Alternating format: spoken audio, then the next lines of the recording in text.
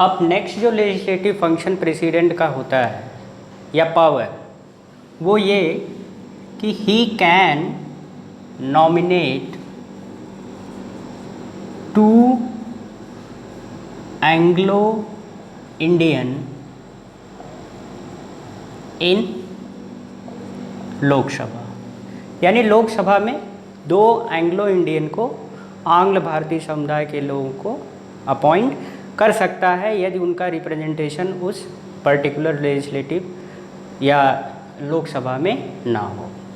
इसके बाद he can decide questions regarding question of disqualification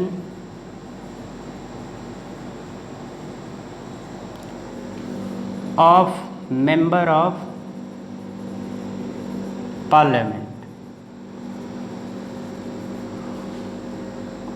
with consult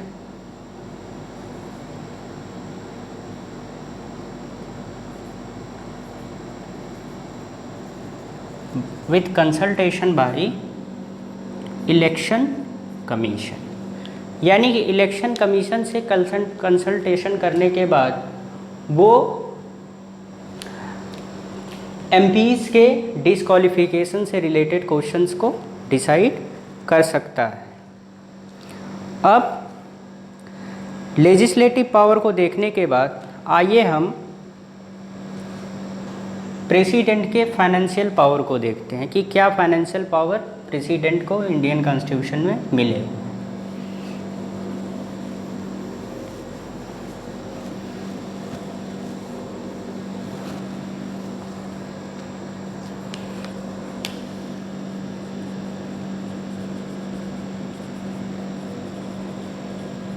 तो अगर हम पहले फाइनेंशियल को पावर की बात करें तो पहला, मनी विल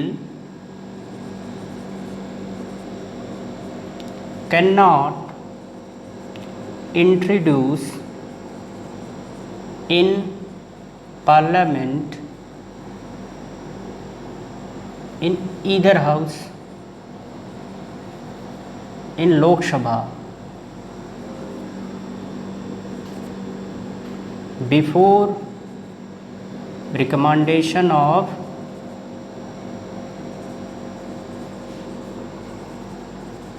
प्रेसिडेंट, यानी प्रेसिडेंट के विदाउट रिकमेंडेशन, पूर्व अनुमति के मनी बिल को लोकसभा में इंट्रोड्यूस नहीं किया जा सकता। ध्यान देने वाली बात यह है कि मनी बिल को लोकसभा में ही इंट्रोड्यूस किया जाता है, राज्यसभा में इंट्रोड्यूस नहीं किया जाता है। नेक्स्ट आगे हम इसके फाइनेंशियल पावर की बात करें प्रेसिडेंट के, ही causes laid before the parliament annual financial statement,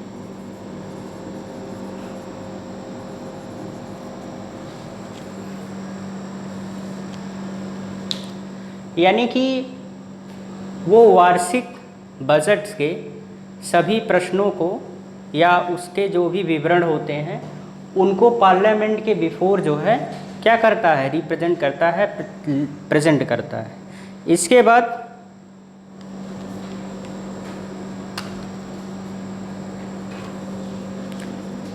no demand can be made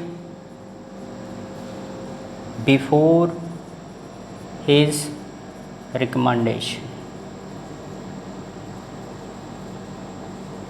यानी कि प्रेसिडेंट के रिकमेंडेशन के पूर्व कोई भी जो है डिमांड या मांग अग्रिम ग्रांट के लिए वो पार्लियामेंट में प्रस्तुत नहीं की जाती, या कोई भी अग्रिम ग्रांट जो है, डिमांड ऑन अग्रिम ग्रांट।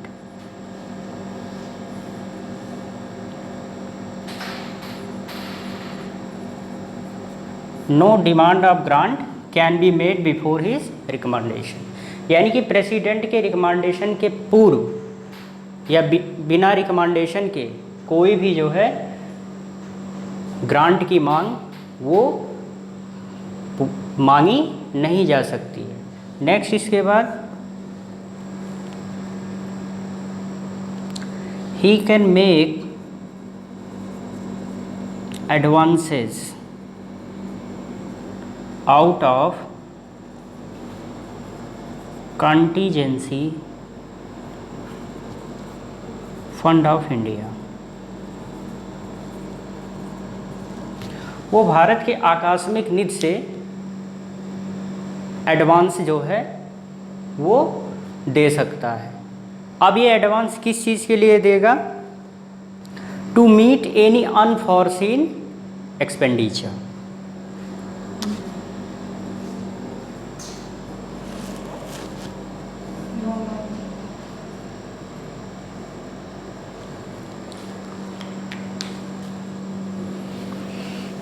अब ये जो अग्रिम ग्रांट होगी या एडवांस जो भारत के आकस्मिक निधि से राष्ट्रपति देगा, वो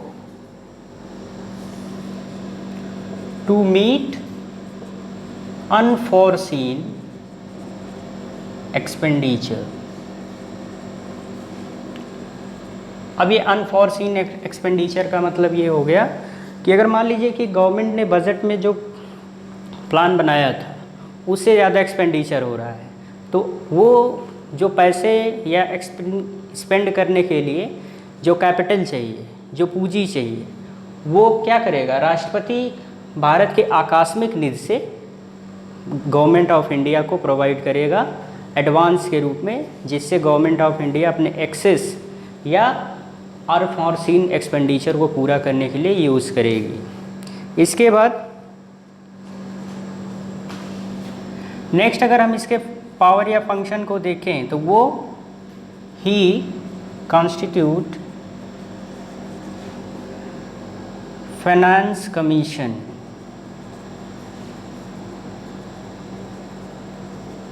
ऑन एवरी 5 ईयर।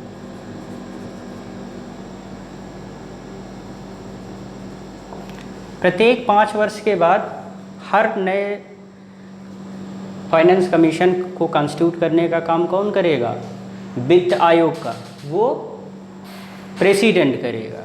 अब ये फाइनेंस कमीशन हमने बताया था कि फाइनेंस कमीशन के कार्य, हमने एक लेक्चर में बताया था कि क्या कार्य होते हैं, उनके क्या फंक्शन होते हैं। तो उस फंक्शन के लिए जो फाइनेंस कमीशन को कॉन्स्टिट्यूट कौन करता है? प्रेसिडेंट करता है। To recommend distribution of revenue among state, यानी राज्यों के मध्य राजस्व के बंटवारे के लिए उस पर रिकमेंडेशन देने के लिए फाइनेंस कमीशन को प्रत्येक 5 साल पे के बाद क्या करेगा? प्रेसिडेंट कॉन्स्टिट्यूट करेगा। तो ये रहा प्रेसिडेंट की फाइनेंशियल पावर। अब आइए हम प्रेसिडेंट के जुडिशियल पावर को देखते हैं कि क्या जुडिशियल पावर प्रेसिडेंट को इंडियन कॉन्स्टिट्यूशन में दिया गया है या फंक्शन क्या जुडिशियल फंक्शन। प्रेसिडेंट के फाइनेंशियल पावर या फंक्शन को देखने के बाद अब उसके जुडिशियल पावर फंक्शन को देखते हैं।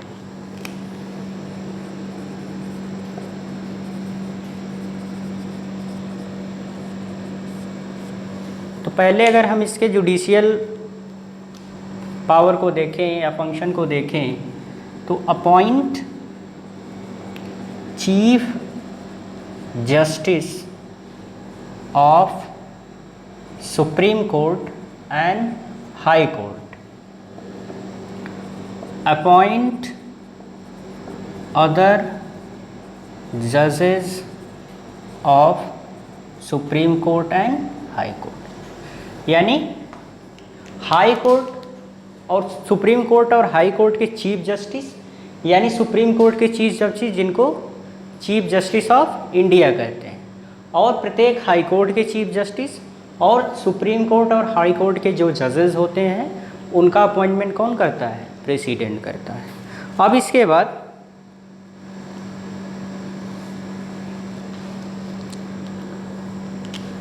नेक्स्ट,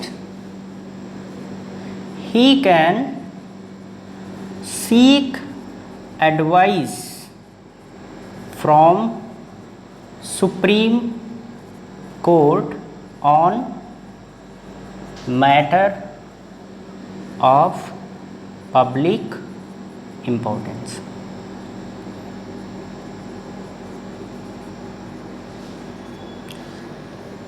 यानी पब्लिक इम्पोर्टेंस के मैटर पे जो है प्रेसिडेंट सुप्रीम कोर्ट से सलाह मांग सकता है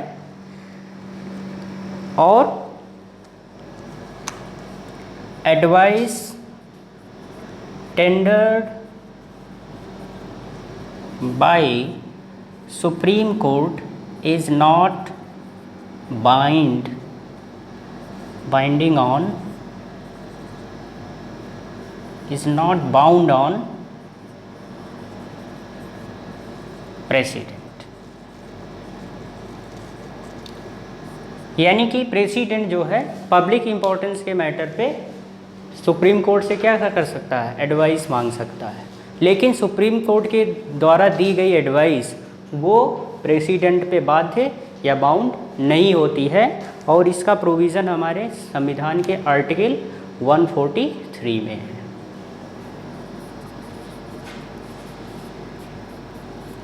यानी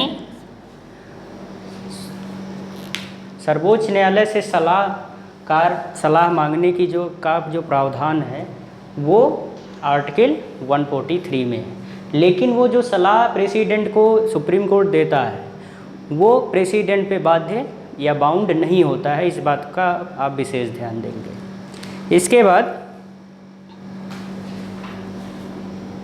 नेक्स्ट, अगर हम जुडिशियल पावर की बात करें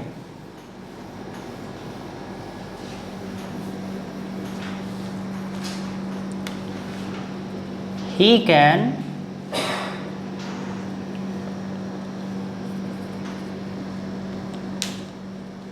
pardon, remit or commute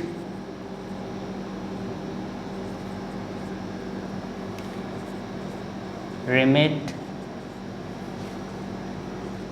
respite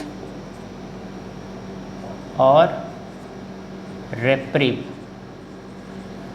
any sentence given to person by any authority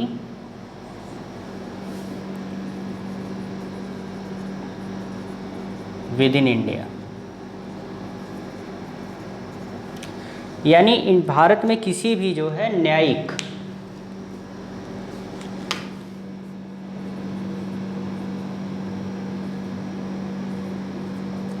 या किसी भी जो है अथॉरिटी के द्वारा कोई भी सेंटेंस या दंड किसी भी व्यक्ति को दिया गया हो तो वो प्रेसिडेंट उसको पार्डन कर सकता है, यानी क्षमा कर सकता है, कम्यूट कर सकता है, उसके सेंटेंस को रिमिट कर सकता है, रेस्पाइट कर सकता है और रेप्रीव कर सकता है। और ये जो सेंटेंस होते हैं वो कौन कौन से होते हैं या केसेस,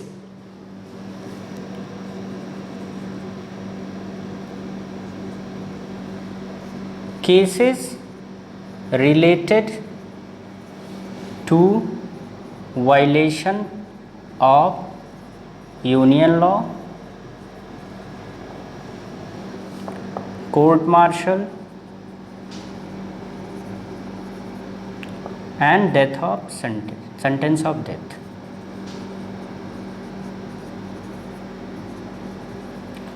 यानी सुप्रीम जो प्रेसिडेंट होता है वो डेथ के सेंटेंस को भी क्या कर सकता है? क्षमा कर सकता है पूरी तरह।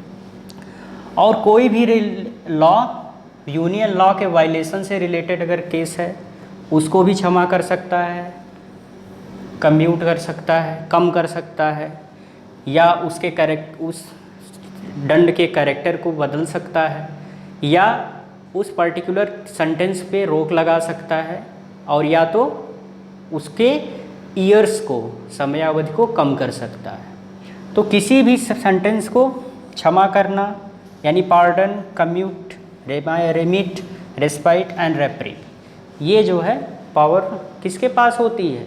प्रेसिडेंट के पास होती है। अब इसके बाद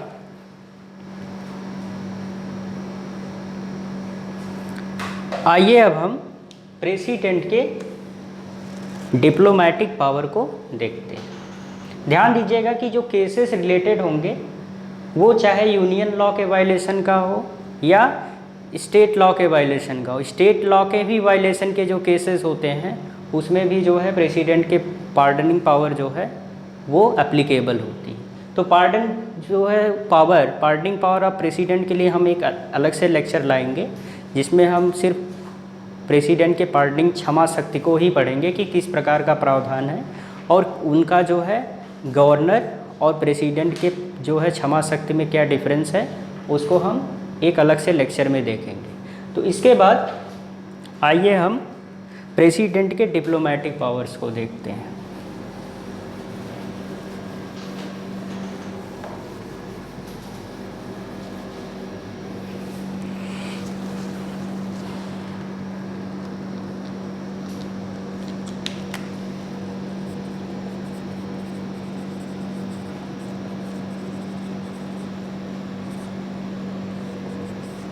अगर हम प्रेसिडेंट के डिप्लोमेटिक पावर की बात करें तो जितने भी इंटरनेशनल ट्रीटीज़ या एग्रीमेंट होते हैं वो प्रेसिडेंट ऑफ इंडिया के बिहाफ पे होते हैं। यानी प्राइम मिनिस्टर अगर किसी देश के साथ एग्रीमेंट कर रहे हैं या कोई भी मिनिस्ट्री किसी जो है, चाहे फॉरेन मिनिस्ट्री हो या फाइनेंस मिनिस्ट्री हो, किसी भी देश से अगर कोई एग्रीमेंट कर रही है या ट्रिटी कोई देश से इंडिया जो है अदर फॉरेन कंट्रीज से कर रहा है, तो वो किसके नेम पे होंगे और किसके बिहाफ पे होंगे? प्रेसिडेंट ऑफ इंडिया पे। All treaties and agreement are negotiated and concluded on behalf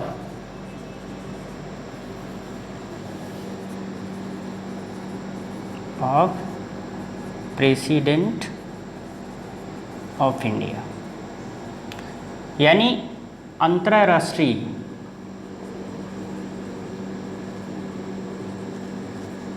यानी all international treaties agreement are negotiated and concluded on behalf of the President of India।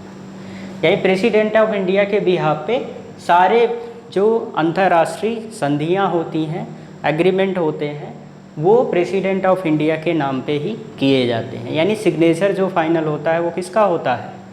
उस एग्रीमेंट या ट्रीटीज़ पे president of India का होता है। इसके बाद दूसरी बात, अगर इसमें एक जो कंडीशन है कि दिस इज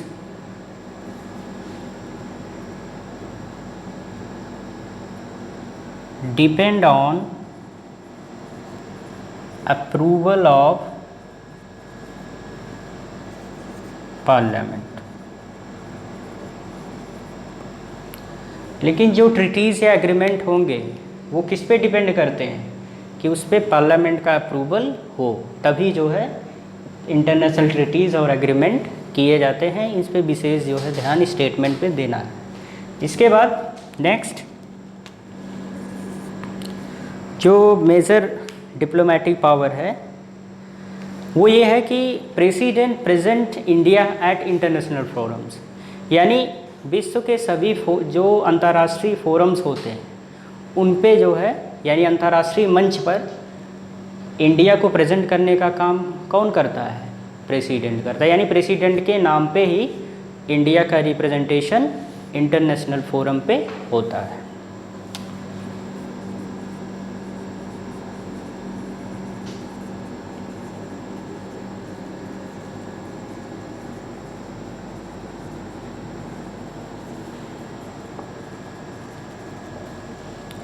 नेक्स्ट थर्ड, इसके बाद ही receive and send diplomats like ambassador, high commission from India to the India. यानी विश्व से कहीं किसी भी देश से कोई एम्बेसडर आता है, राजदूत आता है, या कोई हाई कमीशन या कमिश्नर आता है या हाई कमीशन आता है, उसको रिसीव करने का, उसको सेंड करने का, इंडिया से सेंड करने दूसरे देश के लिए, सब फंक्शन किसका होता है? प्रेसिडेंट का होता है। तो ये था आपका प्रेसिडेंट का डिप्लोमेटिक पावर या फंक्शन। अब इसके बाद हम प्रेसिडेंट के मिलिट्री पावर को देखते हैं।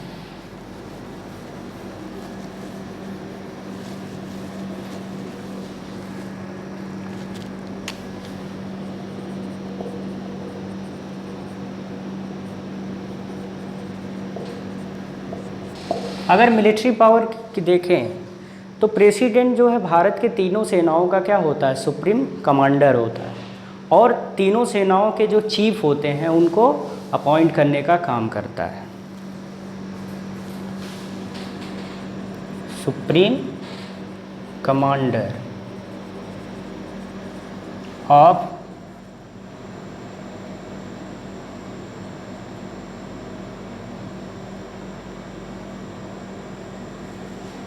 Defence army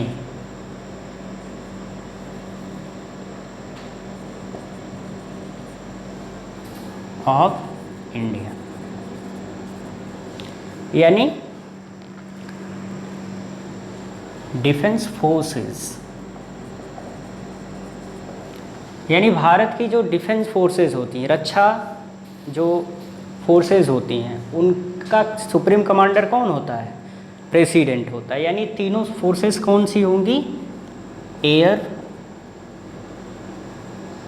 navy and army. इनका सुप्रीम कमांडर कौन होगा? प्रेसिडेंट होगा। और appoint chief of defence forces, यानी कि air marshal, chief air martial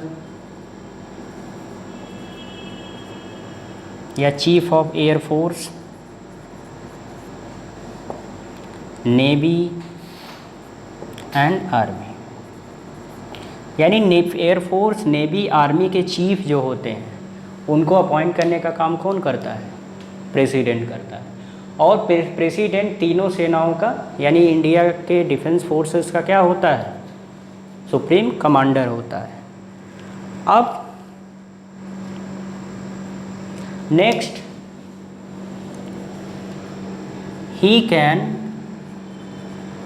declare war, यानी प्रेसिडेंट जो है युद्ध को डिक्लेयर कर सकता है और कंक्लूड पीस, या तो शांति का संधि कर सकता है या वार डिक्लेयर कर सकता है। लेकिन ये सारी चीज़ें क्या होंगी? Subject of the approval of parliament.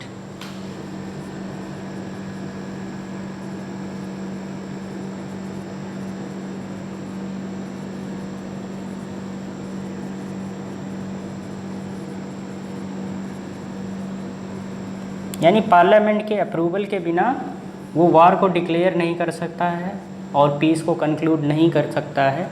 लेकिन ये भी जो है पावर या फंक्शन किसके पास होती है? प्रेसिडेंट के पास होती है। अगर पार्लियामेंट इसका अप्रूवल दे देता है तो प्रेसिडेंट वार डिक्लेयर कर सकता है, या किसी देश के साथ या किसी पड़ोसी देश के साथ या किसी के भी साथ अगर वार है तो उस पे जो है पीस कंक्लूड कर सकता है या एग्रीमेंट या ट्रीटीज़ को साइन कर सकता है, but all are subject to the approval of the parliament.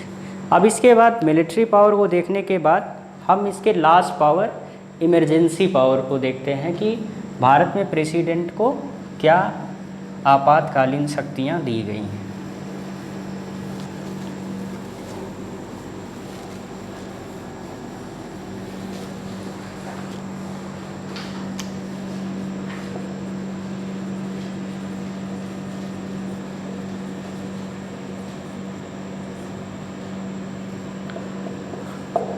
पहले अगर हम इमरजेंसी पावर की बात करें तो नेशनल इमरजेंसी,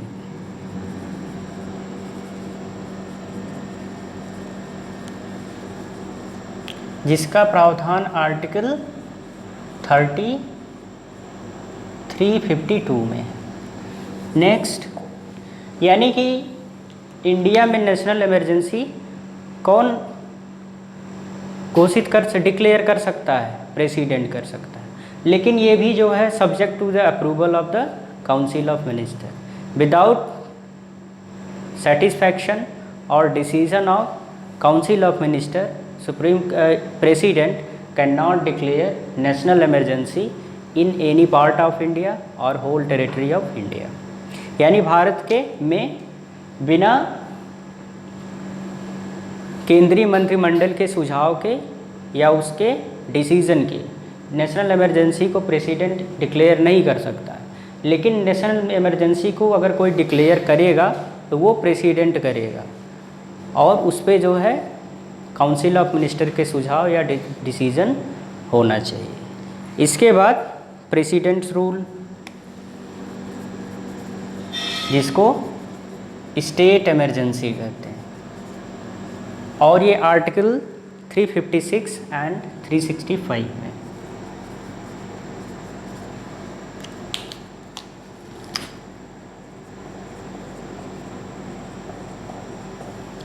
नेक्स्ट थर्ड जो है वो फाइनेंशियल इमरजेंसी जिसको कहते हैं।